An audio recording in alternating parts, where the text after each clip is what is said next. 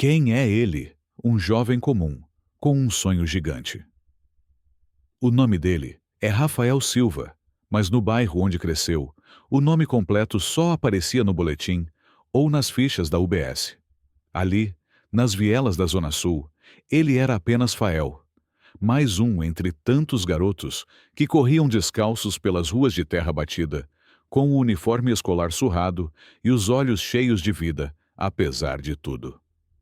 Rafael nasceu em uma casa de 2 cômodos, com as paredes de reboco nu e a janela torta que mal fechava direito. A cama era dividida com os 2 irmãos mais novos, e o fogão, muitas vezes, esquentava mais água do que comida.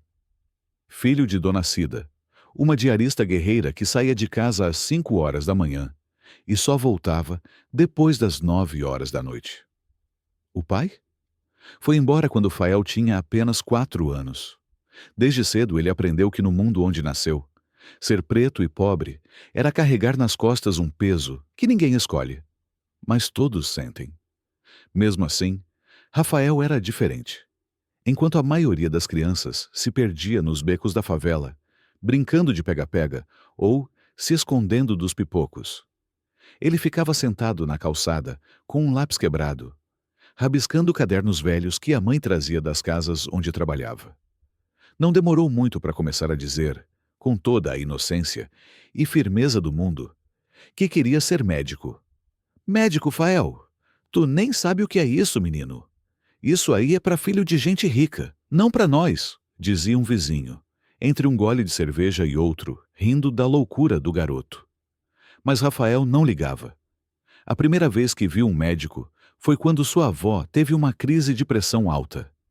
Ele tinha apenas 7 anos e viu aquele homem branco de jaleco entrando na casa com segurança, ouvindo os batimentos dela, falando com autoridade e sendo respeitado. Aquilo ficou gravado na mente do menino. Não era só sobre cuidar da saúde. Era sobre ser alguém. Alguém que entra e todos escutam. Alguém que salva. É isso que eu quero ser. Quero ajudar minha avó. Quero ajudar as pessoas. Quero ser médico. Só que o mundo não era gentil com meninos como Rafael. Na escola, os professores raramente o olhavam com expectativa. Ele era sempre aquele aluno bom, até demais para quem veio da favela. Recebia elogios com surpresa, como se fosse um caso raro. Os colegas zombavam da cor da sua pele, do nariz largo, do cabelo ruim. Mas Rafael aprendeu cedo a engolir o choro e seguir. Sua mãe era sua fortaleza. Mesmo exausta, sentava ao lado dele à noite e dizia: "Sonha, meu filho, mas sonha alto. Porque se for para bater com a cara no mundo, que pelo menos você esteja mirando o céu." E foi assim que ele cresceu. Entre a dureza das ruas e a ternura de um sonho. Entre as limitações impostas e a liberdade que a imaginação lhe dava. Ele era só um jovem negro da periferia, mas dentro dele vivia um médico que ainda não existia, mas que já salvava ele todos os dias, só por mantê-lo de pé. O mundo ainda não sabia, mas Rafael estava só começando. E ele não ia parar. Não até provar que até onde disseram que ele não podia chegar, era só o começo. Infância, marcada pelo preconceito invisível. Aos olhos do mundo, Rafael era só mais uma criança negra da periferia. Mas dentro dele já morava um incômodo. Um desconforto que ele não sabia explicar, mas que sentia todos os dias. Na escola, onde as carteiras rangiam e o giz, riscado, soava como trovão, ele imaginava que o mundo era igual para todos. Foi lá que ele descobriu que não era. Logo nos primeiros anos, Rafael entendeu que não bastava ser bom. Ele precisava ser 2 vezes melhor para receber metade do reconhecimento. Quando tirava nota alta, as professoras elogiavam com espanto. "Olha só, até o Rafael conseguiu fazer direitinho." Como se fosse um milagre. Como se a inteligência tivesse tirado um cochilo e, sem querer, pousado sobre ele por engano. Enquanto outros garotos eram vistos como liderança, Rafael era agitado. Enquanto outros eram criativos, ele era inquieto. Enquanto outros precisavam de incentivo, ele precisava de limites. Não diziam isso com raiva, diziam com cuidado, com aquele tom condescendente, educado. O tipo de preconceito que não grita, sussurra. Nos recreios, os colegas brincavam de adivinhar quem seria o quê no futuro. Jogador, cantor, empresário, engenheiro. Rafael dizia que queria ser médico. Os risos vinham antes das palavras. Tu? Médico? Ah, parané! Vai fazer cirurgia em boneco, é? Neguinho já tá viajando. Ele fingia que não doía, mas doía. Mesmo nas brincadeiras, era sempre ele o bandido, o escravo, o vilão. Jogos de polícia e ladrão nunca davam para ele o distintivo. Você tem cara de ladrão, pô. Olha a cor, né? Eles falavam rindo. Mas Rafael parava de rir. Com 9 anos, ele já odiava o próprio cabelo. Passava a mão tentando abaixar os cachos. Começou a achar o nariz feio, os lábios grandes demais. Começou a desejar, em silêncio, ser qualquer coisa que não fosse ele. Mas em casa, sua mãe notava. Dona Cida era dessas mulheres que a vida nunca conseguiu quebrar, mesmo depois de tanto bater. Quando via o filho quieto demais, ela parava tudo. O que foi, Fael? Fala pra mãe. E ele, com voz baixa, soltava aos poucos as mágoas do dia. Não entendia por que as pessoas riam quando ele falava em ser médico. Por que ninguém acreditava? E a mãe, com mãos calejadas e olhos fundos de cansaço, sempre dizia: Meu filho, o mundo vai tentar te fazer pequeno. Vai dizer que teu lugar é só onde eles querem. Mas escuta tua mãe. Você é do tamanho do seu sonho. Maior ainda. Só não deixa eles fazerem você acreditar no contrário. Rafael guardava essas palavras no peito, como se fosse escudo. Na escola, ele começou a observar mais. Entendeu que o problema não era ele. Era o jeito que o mundo via gente como ele. Foi também nessa época que descobriu os livros. Livros que falavam de histórias de superação. De gente preta que venceu, que resistiu, que escreveu sua própria narrativa. Ele passou a escrever também. Começou com pequenos textos sobre o bairro, a escola, a família. Depois, escreveu sobre injustiça, dor, raiva. E aos poucos, a caneta virou espada. O papel, trincheira. A palavra, resistência. Ele ainda era só um menino. Mas já carregava cicatrizes invisíveis. Cicatrizes que não sangravam, mas marcavam. E foi ali, no silêncio entre os apelidos forçados e os sorrisos desconfiados, que Rafael fez uma promessa para si mesmo. Eu não vou ser o que eles esperam. Eu vou ser o que eu sonhei.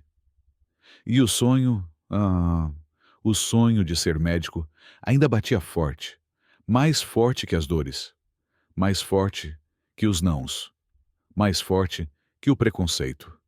E era só o começo. Isso não é pra gente como você. O sonho de ser médico nascendo em meio ao descrédito. Rafael tinha apenas 10 anos quando falou em voz alta, pela primeira vez. Eu quero ser médico. A frase saiu como um sopro de coragem, uma faísca vinda de dentro. Era dia de redação na escola, e a professora tinha pedido para cada aluno escrever o que queria ser quando crescesse. Enquanto a maioria escolhia profissões que soavam familiares, policial, motorista, jogador de futebol, Rafael escreveu com todas as letras. Quero ser médico para cuidar das pessoas e salvar vidas. Entregou a folha com orgulho no peito e olhos brilhando. No dia seguinte, a professora leu algumas redações em voz alta. Quando chegou na de Rafael, ela não leu. Chamou-o num canto da sala e disse, com aquele tom de falsa ternura: Rafael, você precisa sonhar com os pés no chão, meu querido. Essas coisas são difíceis, sabe? Medicina exige muito estudo, muito dinheiro, muito mais do que a gente tem. Aquilo ficou ecoando na cabeça dele o dia inteiro. Mais do que a gente tem. Quem era essa a gente? Porque ele sentia que sempre estava do lado errado da frase. Naquele dia, Ele comentou o sonho com um vizinho mais velho, o senhor Antônio, que sempre conversava com ele na calçada. Rafael, cheio de entusiasmo, disse: Tio Antônio, eu quero ser médico. O homem soltou uma risada seca, meio debochada. Médico, Fael? Menino, você não tem nem plano de saúde, vai querer ser doutor. Depois, tentou suavizar. Olha, ser técnico de enfermagem já está ótimo, é uma profissão honesta. Mais tarde, contou para o pai de um colega, que respondeu: Ô moleque, isso aí é pra gente rica. Você vai perder tempo, depois vai se frustrar. Melhor pensar em algo mais realista. A cada vez que falava do sonho, recebia uma parede, um olhar torto, um cuidado disfarçado de conselho. Parecia que o mundo inteiro estava dizendo: Isso não é para você. Até os colegas da escola começaram a zoar. E aí, doutor Negão? Vai operar cachorro na favela, é? Vai acabar no posto, tomando injeção. Rafael se calava. Mas por dentro, algo fervia. Ele não sabia dizer que aquilo era racismo. Não tinha ainda palavras como estrutura, discriminação, exclusão social. Mas sentia. Sentia como um corte que ninguém vê. Um corte que sangra em silêncio.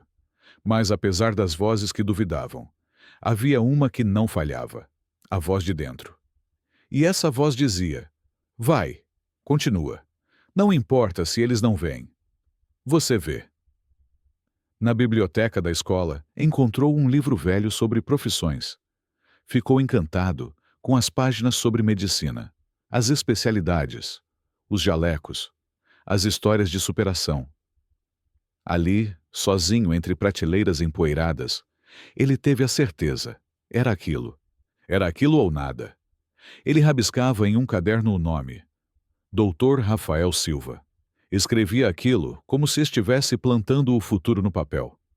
Não importava que o mundo inteiro dissesse que não dava. Rafael tinha decidido. Ser médico não era mais apenas um desejo.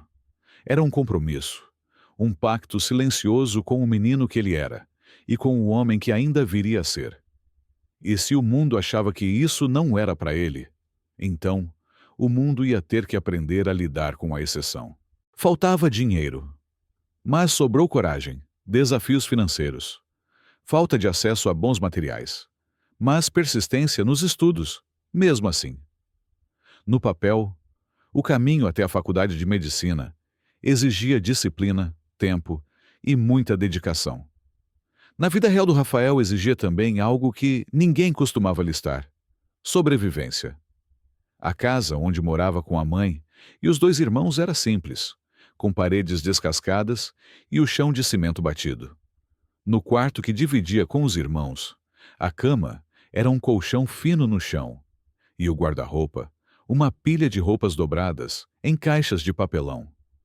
O teto pingava quando chovia, e mesmo assim, no canto do cômodo, Rafael arrumava seus livros com o cuidado de quem guarda tesouros. Ele não tinha muitos. Usava os mesmos cadernos por mais de um ano. Quando acabava uma matéria, virava o caderno de cabeça para baixo e começava outra do outro lado.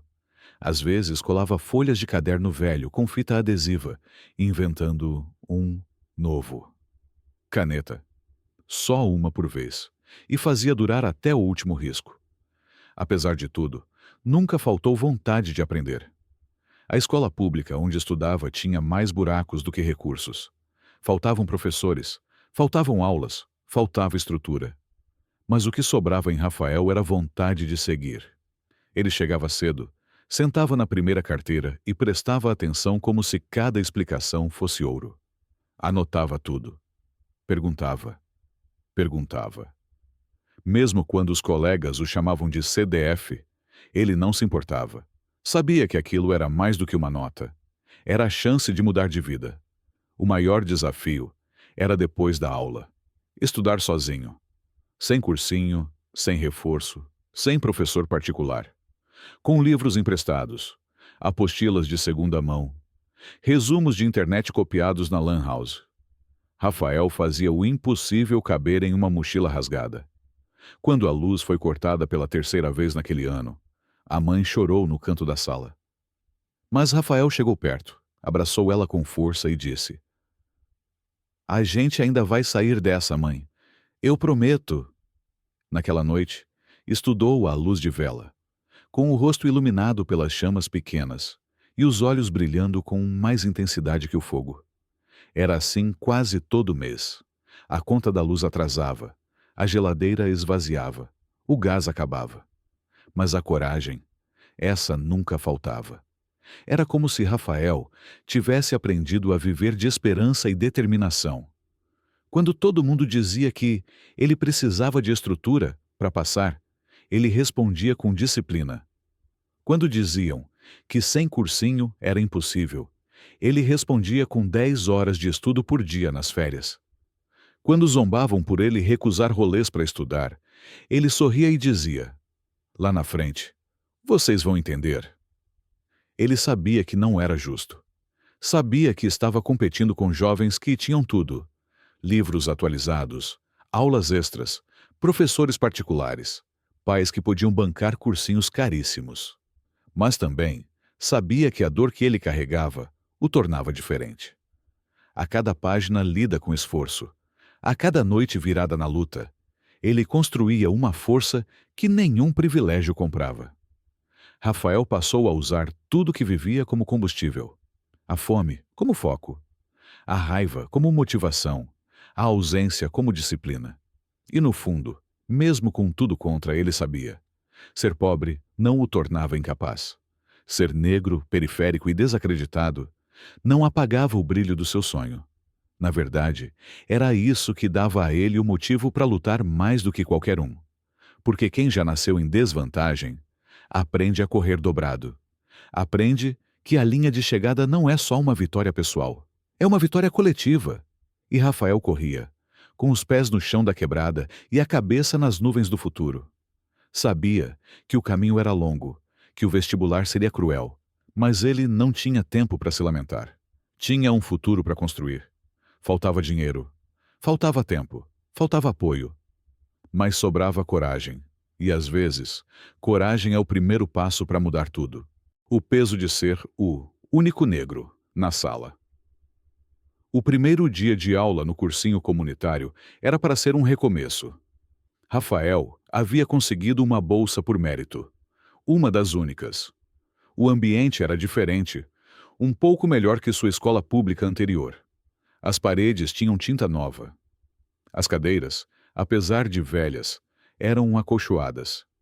Mas havia algo no ar que incomodava, mesmo sem ser dito. Quando entrou na sala, os olhos se voltaram para ele como um reflexo automático. Ali, ele era o único negro. E não foi preciso ninguém dizer nada. O corpo sentiu. Não demorou para o desconforto se tornar cotidiano. Sempre que o professor fazia uma pergunta difícil, ele sabia que os olhares vinham antes mesmo da resposta. Será que ele vai saber? Será que ele consegue acompanhar? E quando ele respondia certo, alguns riam com surpresa. Caraca, mandou bem! Como se acertar fosse uma exceção e não o mínimo esperado. Nos grupos de estudo, era o último a ser chamado. Ou, muitas vezes, nem era. A gente já fechou o grupo, foi mal. Na sala, o silêncio ao seu redor era barulhento. Não por falta de palavras, mas pela ausência de conexão. Sentia-se constantemente observado, mas não visto. Apresentado com sorrisos frios, tapinhas nas costas automáticos. Mas nunca com escuta real. Nunca com igualdade. Nas aulas de literatura, discutia-se racismo com distanciamento acadêmico. Rafael ouvia os colegas falarem da escravidão como algo distante.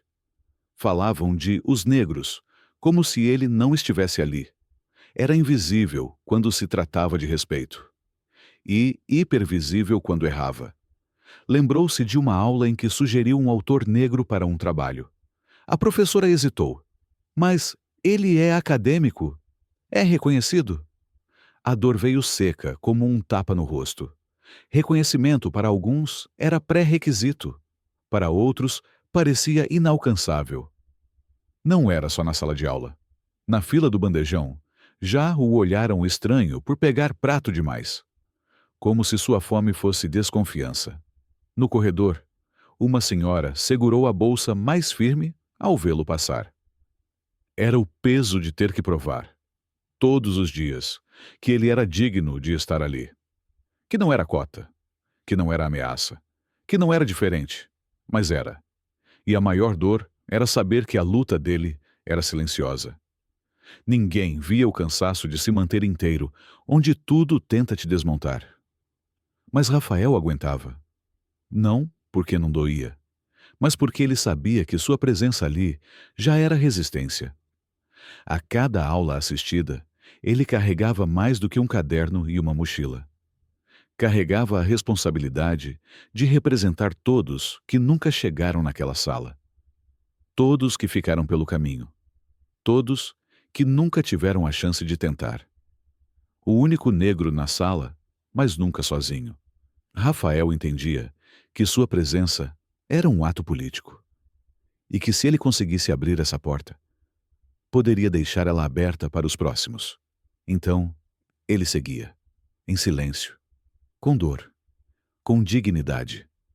Porque mesmo que o mundo tentasse fazer ele se sentir menor, ele já havia aprendido uma coisa. O que você é por dentro, ninguém mede pela cor da sua pele. Mas o mundo precisa aprender isso, com urgência.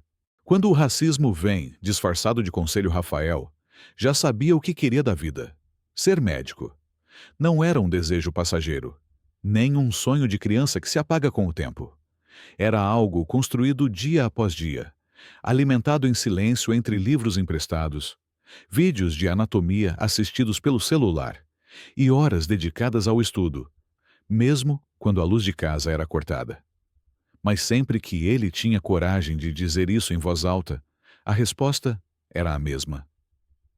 Um silêncio constrangedor, um olhar surpreso. E então vinha o conselho. Médico, é bom sonhar, mas pensa em algo mais pé no chão. Essas frases vinham de professores, de conhecidos, até de adultos que se diziam bem-intencionados. Você já considerou um curso técnico? Enfermagem, por exemplo, é mais acessível e também muito bonita. Mais acessível. A palavra ficava martelando na cabeça de Rafael, como se o tamanho do sonho tivesse que caber no limite que os outros impunham para ele. Em outra ocasião, um orientador escolar o chamou para conversar após uma palestra sobre profissões. Falou com calma, como quem dá um conselho valioso. Rafael, medicina é difícil. Exige muito preparo, muita estrutura. Não quero que você se frustre. Talvez seja melhor mirar em algo mais possível. Mais possível? Rafael percebeu ali que o problema não era a profissão em si. Era ele. Era a cor da pele. A escola pública. O CEP. A ideia de que meninos negros como ele deveriam se contentar com menos. Enquanto outros estudantes ouviam incentivos. Vai fundo. Você nasceu para isso. Rafael era cercado de alertas. Mas não por falta de inteligência, e sim por excesso de preconceito disfarçado. Não diziam, você não pode, mas deixavam no ar. Talvez você não devesse tentar. E isso doía. Doía porque vinha de onde deveria vir apoio. De quem, teoricamente, estava ali para ajudar. Mas Rafael era diferente. Ele guardava tudo. Cada comentário, cada olhar atravessado, cada frase comedida. E transformava tudo em combustível. Vocês vão ver, ele pensava. Eu não nasci para caber nesse molde pequeno que vocês tentam me empurrar. Ele entendeu cedo que muitos dos limites que tentavam impor vinham travestidos de cuidado. Mas cuidado de verdade fortalece. Cuidado não é desistência disfarçada. E foi assim que ele decidiu seguir. Contra os conselhos, contra os olhares, contra a baixa expectativa, estudando de madrugada, pegando o ônibus lotado para cursinho popular, vendendo trufas na rua para comprar apostilas. Não havia nada impossível ali, só uma vontade enorme de provar que sonhar grande não é exclusividade de quem nasce com privilégios. Porque Rafael sabia, há racismo que grita, mas também há aquele que sussurra, E esse, muitas vezes, machuca mais. Mas ele estava pronto para enfrentar os dois e mostrar que o sonho de um jovem negro não é ilusão, é resistência.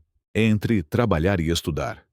A rotina, que poucos aguentariam. Rafael sabia que ser inteligente não bastava. No seu mundo, só quem tem tempo livre pode se dar ao luxo de estudar o dia inteiro. Ele não tinha esse privilégio. Acordava às 5 da manhã com o despertador do celular, que insistia em sobreviver a um vidro rachado. Tomava banho gelado, porque nem sempre tinha gás, e saía correndo para pegar o primeiro ônibus. O trajeto até o estágio no escritório de contabilidade durava quase 2 horas. Lá, organizava arquivos, tirava cópias, servia café e aprendia o mínimo possível sobre finanças, mas o suficiente sobre paciência e esforço. Saía às 13 horas e ia direto para a pré-escola. No caminho, comia um pão com mortadela, comprado com o troco do transporte. Durante as aulas, lutava contra o sono. O corpo queria descanso, mas a mente sabia que não podia parar. À noite, ainda fazia bicos nos fins de semana. Entregava panfletos. Ajudava num depósito descarregando caixas. Vendia água em semáforos em dias quentes. Cada trocado era guardado com disciplina. R$ 1 a mais era uma passagem, uma xerox de apostila, uma chance de não depender de ninguém. Muitas vezes, estudava no ônibus, equilibrando livros no colo, entre solavancos. Outras, na mesa da cozinha enquanto a mãe lavava a louça ao lado. Era um cansaço que não vinha só do corpo. Vinha da alma. Mas ele repetia para si mesmo: ou eu desisto, ou eu chego. Não tem meio termo. Enquanto alguns colegas falavam de cursinhos caros e viagens de férias, Rafael aprendia a fazer do cansaço combustível. Teve noites em que dormiu em cima do caderno. Teve dias em que pensou em largar tudo. Mas aí lembrava do motivo. Lembrava do hospital público, onde viu seu avô sofrer sem atendimento digno. Lembrava do conselho mal disfarçado: tenta outra coisa, medicina é difícil demais para você. Lembrava de cada rosto que olhou com desdém quando ele dizia o que queria ser. Então, ele continuava. Aprendeu a fazer revisões em voz alta lavando a roupa. Gravava áudios com resumos para ouvir enquanto caminhava. Estudava como dava, não como queria. Mas não deixava de estudar. Aos poucos, o cansaço virou rotina. E a rotina virou resistência. Não era romantização da luta. Era sobrevivência. Era a consciência de que ele carregava um sonho enorme em costas cansadas, mas decididas. Ele sabia que muitos tinham desistido no caminho. E não porque eram fracos, mas porque ninguém aguenta tanto por tanto tempo sem apoio. Mas Rafael queria ser exceção. Não por vaidade, mas por urgência. Ele precisava provar, para si mesmo, antes de tudo, que o esforço seria recompensado. Porque ali, entre a apostila marcada e o uniforme suado, ele estava construindo um futuro. Um futuro que muita gente achava impossível. Mas que ele, dia após dia, estava tornando real. Era exaustivo, injusto e, muitas vezes, solitário. Mas também era a prova de que ninguém pode impedir um sonho quando há coragem suficiente para sustentá-lo, mesmo que de olhos cansados. A primeira derrota, reprovação no vestibular e a dor de quase desistir. Era para ser um dia de esperança. Rafael acordou antes do despertador, com o coração acelerado e as mãos trêmulas. Havia esperado aquele momento por meses, talvez anos. O dia do resultado do vestibular.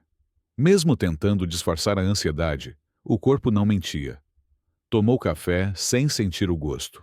Colocou a blusa que usava nos dias mais importantes e saiu em silêncio. Na lan house da esquina, digitou seu número de inscrição com dedos duros.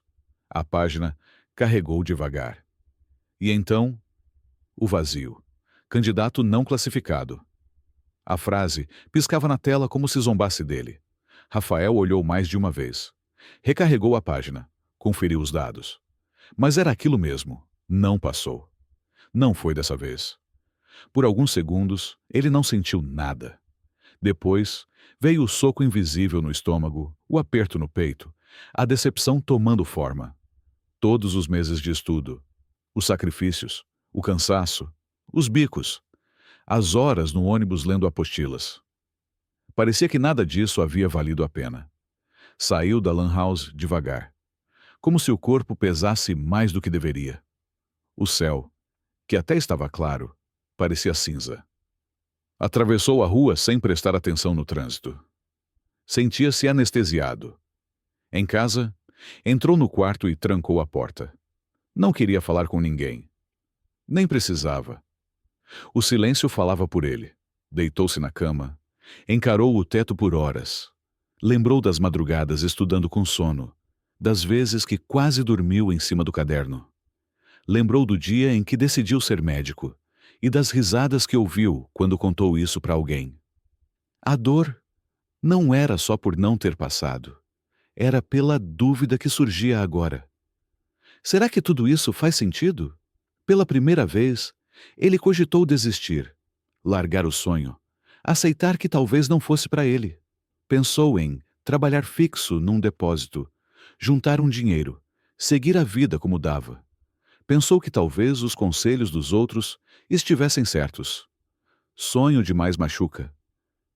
Durante os dias seguintes, Rafael se arrastou. Ia para o estágio sem brilho no olhar. Assistia às aulas como quem não estava mais ali. Os professores notavam, mas não sabiam o que dizer.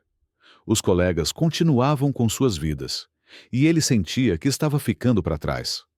O pior era ver nas redes sociais os conhecidos comemorando, prints de aprovações, abraços com pais, obrigado Deus, com emojis de foguinho.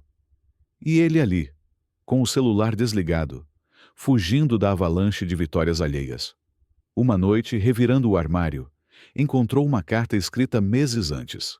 Era uma mensagem dele para ele mesmo, cheia de fé, coragem e promessas.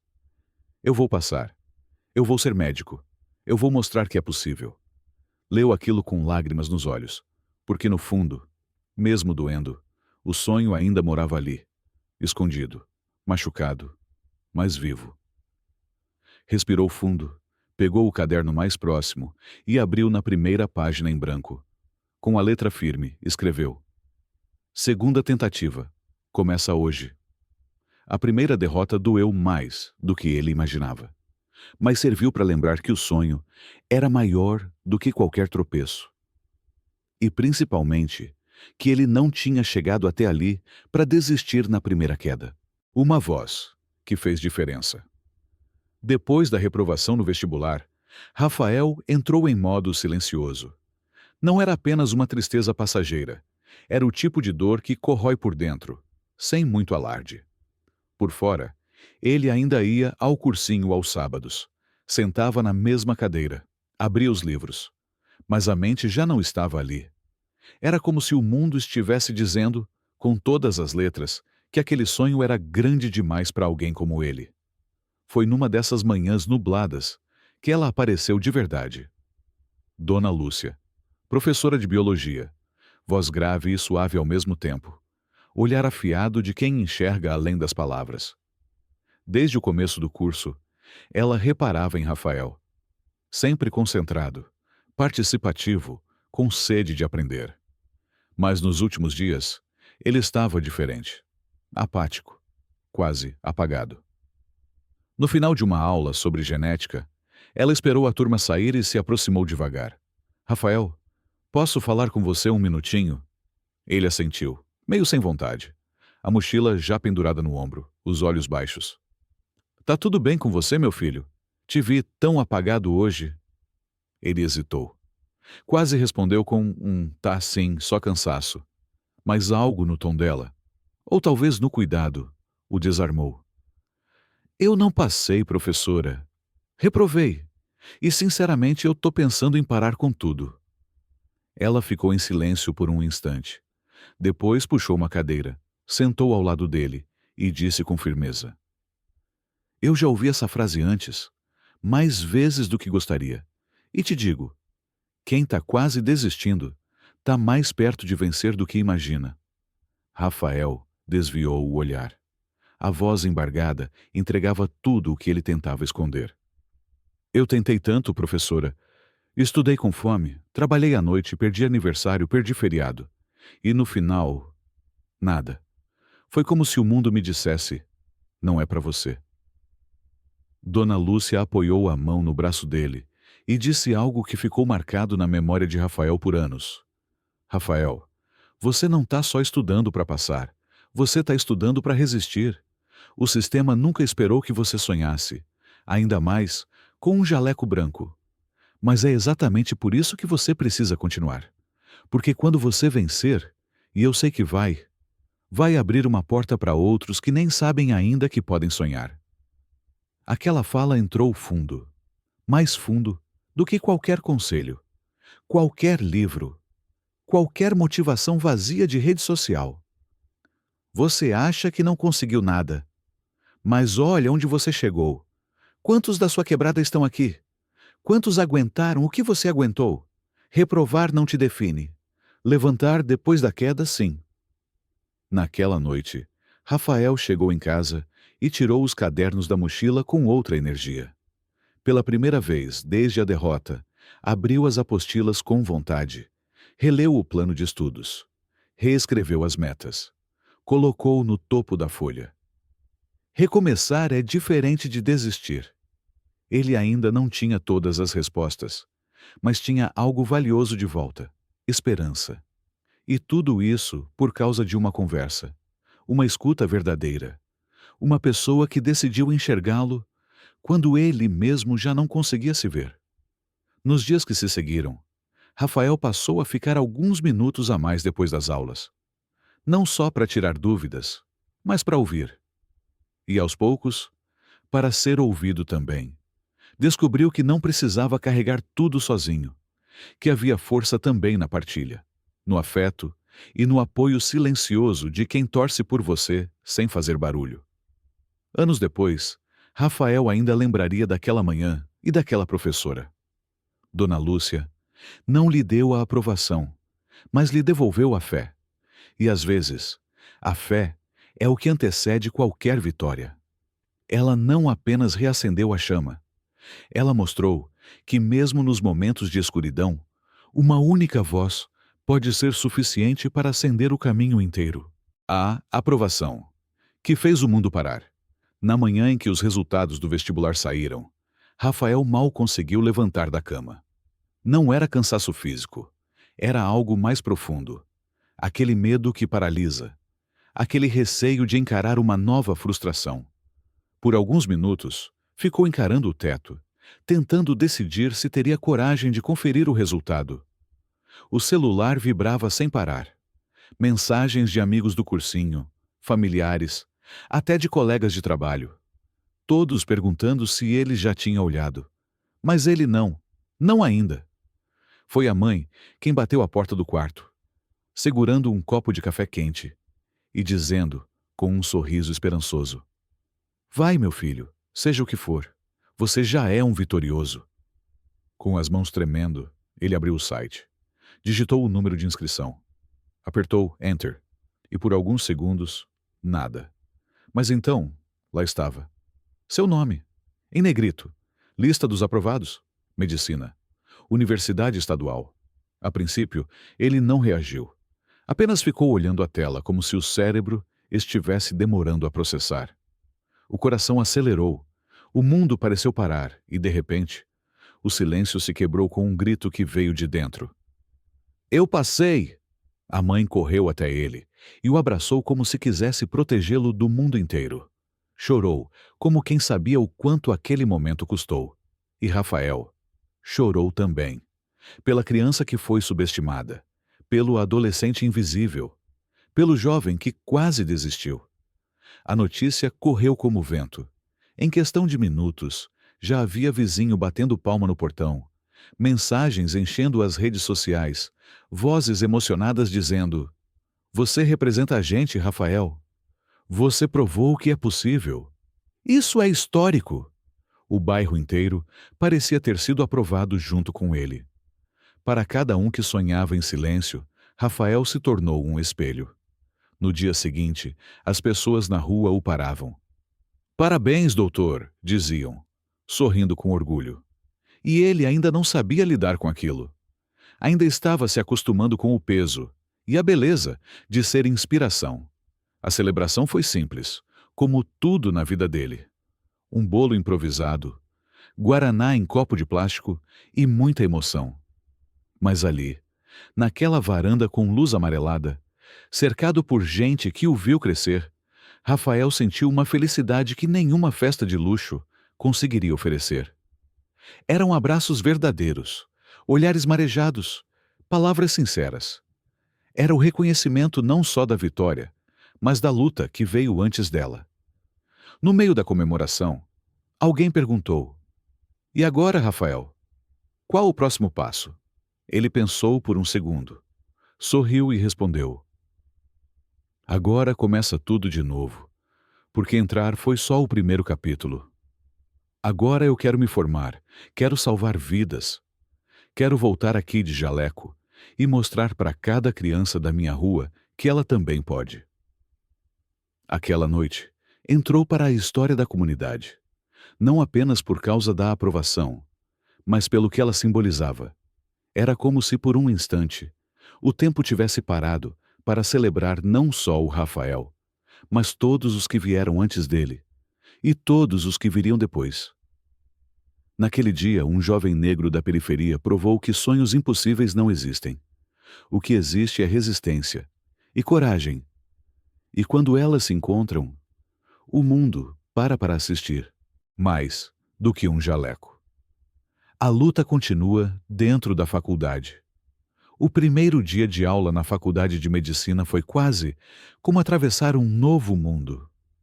Rafael estava ali, farda branca, crachá no peito, mochila nas costas, olhando para os corredores amplos, os laboratórios modernos, os rostos desconhecidos. Parecia um sonho realizado. Mas ele logo descobriu que, por trás daquela conquista, havia outras batalhas esperando por ele.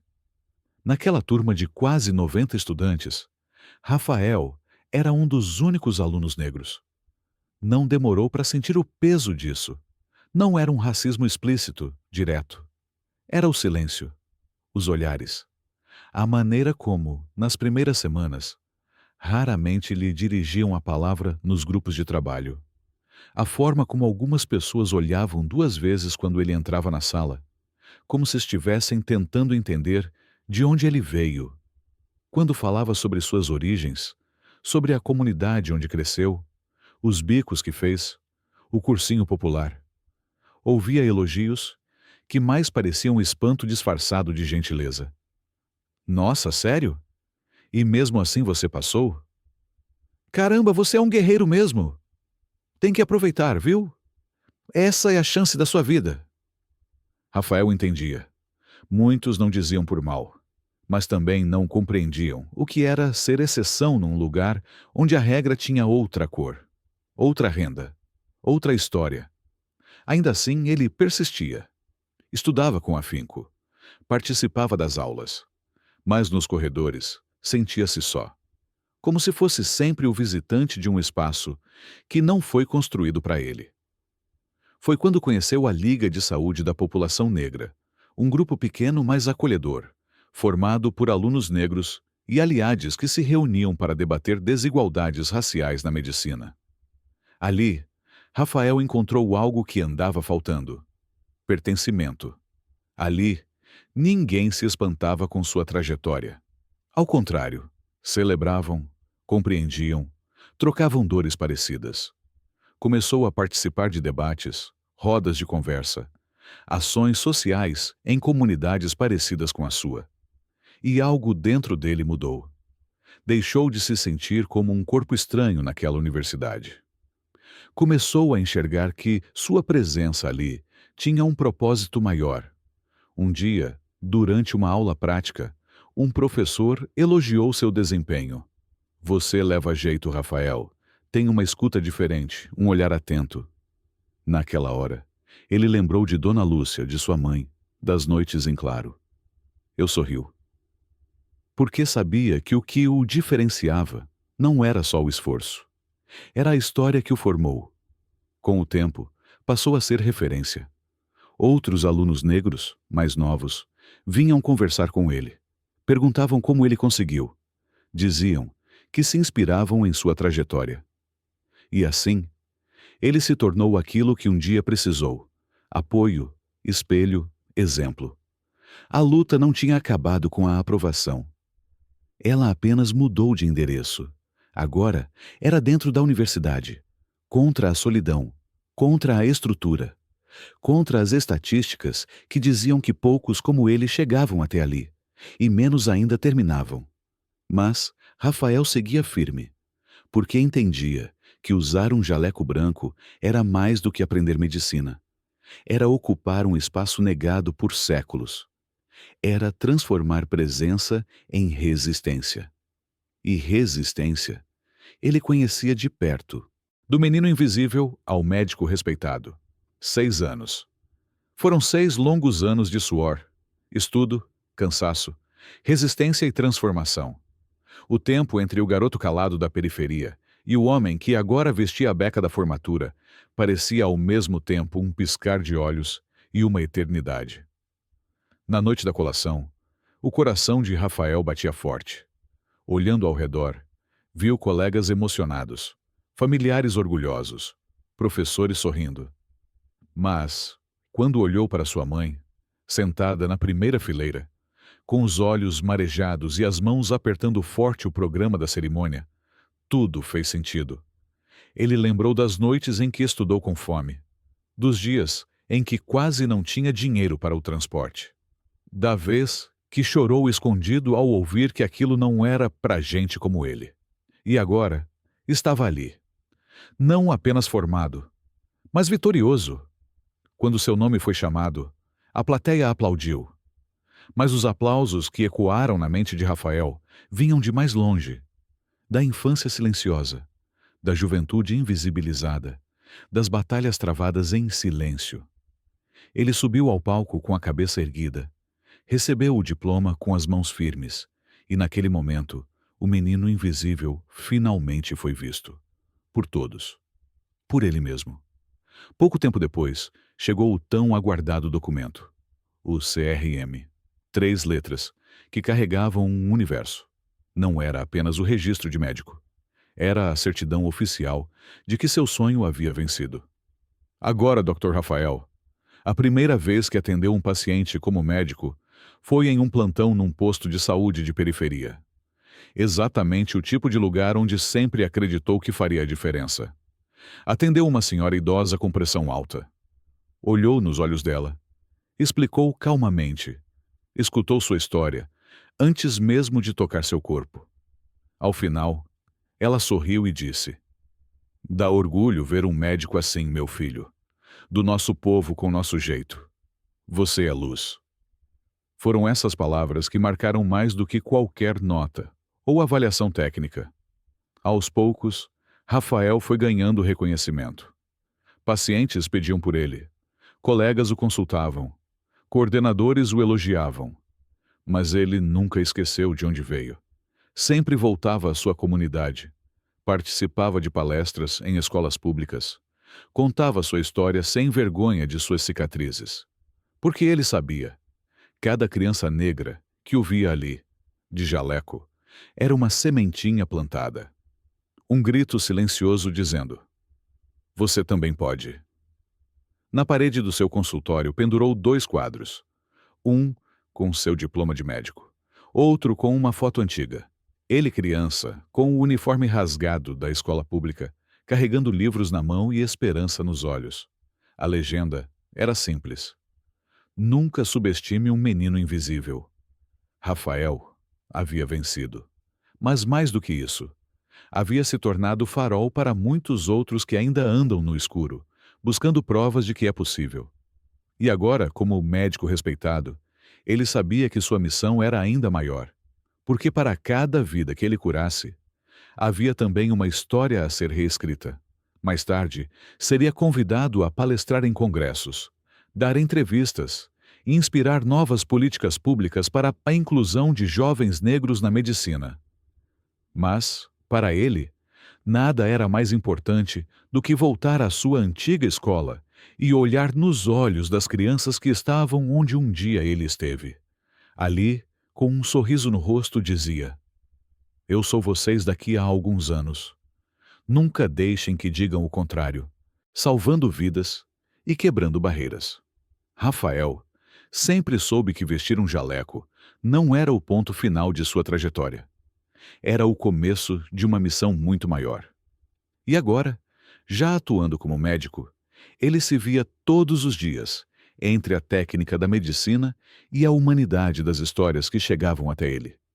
Seu plantão começava cedo, no Hospital Público da Zona Norte. Era atendendo gente simples, batalhadora, como ele mesmo foi, que se sentia mais inteiro. Cada paciente trazia não apenas sintomas, mas também silêncios, medos e memórias que, muitas vezes, só podiam ser curados com respeito. Um dos momentos que mais o marcou foi quando atendeu um adolescente negro baleado em uma operação policial. O garoto mal falava, o olhar perdido, o corpo ferido. Rafael ficou ali, ao lado dele, não só como médico, mas como alguém que enxergava a dor invisível daquele menino. "Você vai sair dessa, tá? Você é forte. Muito mais do que eles acham que você é." Na semana seguinte, o garoto ainda internado, Rafael voltou no seu dia de folga só para conversar com ele. Levou um livro, sentou ao lado da cama, falou da própria história, dos nãos que ouviu, do vestibular, da infância sem muito, e pela primeira vez, viu um brilho nos olhos daquele jovem. "Eu achava que não tinha mais jeito para mim, doutor, mas agora tô pensando diferente." Era isso. Era ali que Rafael entendia o poder do que fazia. Não era só sobre curar o corpo. Era sobre reacender esperanças. Ao longo dos meses, outros atendimentos marcantes foram ficando em sua memória. A grávida que entrou em trabalho de parto sozinha, chorando de medo, e que saiu dali com o bebê nos braços e um novo laço de confiança com o mundo. O idoso que se recusava a ir ao hospital, até conhecer aquele médico negro que trata a gente com respeito. A mãe que disse: "Meu filho fala que quer ser doutor igual você, Rafael. Você nem imagina o que isso significa para mim." Cada uma dessas histórias era mais que um caso clínico. Era uma prova de que ele estava quebrando barreiras invisíveis, que por tanto tempo limitaram onde jovens negros podiam chegar, quem podiam ser. E isso começou a ecoar além do hospital. Rafael passou a ser chamado para falar em escolas, cursinhos populares, ONGs. Nas rodas de conversa, os jovens o cercavam com perguntas, admiração e sede de acreditar que o impossível podia sim virar destino. "Como foi passar no vestibular, doutor? Teve alguma hora que você quase desistiu? Valeu a pena?" Ele sorria com aquele olhar firme e tranquilo, e respondia com o coração: "Todas as vezes que eu quis desistir, pensei em vocês. Pensei no Rafael de 14 anos, que achava que não ia dar. E segui, por mim e por todos vocês." Aos poucos, seu nome virou referência. Mas Rafael nunca se deixou deslumbrar. Continuava pegando o ônibus para o hospital, almoçando na lanchonete da esquina, entrando nas casas humildes para atender, quando necessário. Continuava sendo o mesmo menino, que lia livros à luz de velas e estudava com apostilas doadas. Só que agora, ele era farol. Um farol que mostrava o caminho para aqueles que cresceram ouvindo que isso não é pra gente como você. E que, ao vê-lo, finalmente podiam responder: "É sim, eu vi com meus próprios olhos." O médico, que nunca esqueceu de onde veio. Mesmo com a rotina exaustiva dos plantões, os estudos contínuos e os convites que surgiam de todos os lados, Rafael mantinha uma promessa silenciosa dentro de si: jamais se afastar de suas raízes. Ele sabia que não era comum ver um médico negro formado na comunidade onde cresceu. E sabia o que significava ser esse espelho para tantos jovens que, como ele um dia, andavam pelas ruas da periferia sonhando em silêncio, mas sem acreditar de verdade que poderiam alcançar algo maior. Por isso, nos fins de semana em que não estava no hospital, ele estava de volta às vielas da sua infância, não como um símbolo inalcançável, mas como alguém que continuava presente, acessível, verdadeiro. Organizou mutirões de saúde com exames gratuitos, orientações médicas e até atendimento psicológico em parceria com colegas. Trazia os amigos da universidade para os becos e quadras de concreto, onde o sistema raramente chegava. E ali, entre barracas improvisadas e mesas dobráveis, vidas eram tocadas de um jeito que estatísticas não conseguem medir. Mas não era só com o estetoscópio que ele cuidava. Rafael começou a palestrar em escolas públicas, principalmente nas mais esquecidas pelos holofotes. Ele entrava nas salas de aula carregando não só seu jaleco, mas sua história. Quando contava que estudou com material emprestado, que pegava 3 ônibus por dia, que reprovou antes de passar, as mãos no fundo da sala paravam de rabiscar. Os olhares ficavam atentos, as cabeças começavam a sonhar de novo. A diferença entre quem chega e quem para no meio do caminho nem sempre é talento. Às vezes, é só alguém dizendo: "Vai, eu acredito em você." Ele repetia essa frase tantas vezes que virou uma espécie de bordão. E com o tempo, muitos daqueles adolescentes passaram a repetir também, como um mantra de resistência. Além das escolas, passou a ser convidado para congressos, rodas de conversa, eventos sobre inclusão racial, saúde pública e juventude. Mas, onde quer que fosse, Rafael fazia questão de dizer de onde vinha. Nunca deixou que os holofotes apagassem suas origens. Ao contrário, usava cada oportunidade para dar voz a quem nunca teve espaço. Um momento marcante aconteceu quando foi convidado para falar em uma universidade particular, onde anos antes havia sido discriminado durante um curso de extensão. No palco, diante de centenas de estudantes, disse com calma: "Naquela época eu era só o negro perdido. Hoje sou o médico que voltou aqui para mostrar que ninguém está perdido quando sabe para onde quer ir." A plateia aplaudiu de pé. Mas, mais do que aplausos, o que Rafael carregava dali era a certeza de que ocupar espaços era uma forma de abrir caminhos. E ele queria ser ponte, sempre ponte, nunca muro. Hoje, seu nome circula em projetos sociais, faculdades, rodas de jovens e principalmente nos corações daqueles que agora se sentem vistos. Porque ver Rafael voltando para a comunidade, não como uma celebridade distante, mas como um irmão de caminhada, dava esperança concreta. No consultório, ele pendurou uma nova moldura. Uma foto ao lado de dezenas de crianças negras sorrindo, segurando livros, usando estetoscópios de brinquedo. A legenda, como sempre, era simples: a medicina salva vidas. A representatividade salva futuros.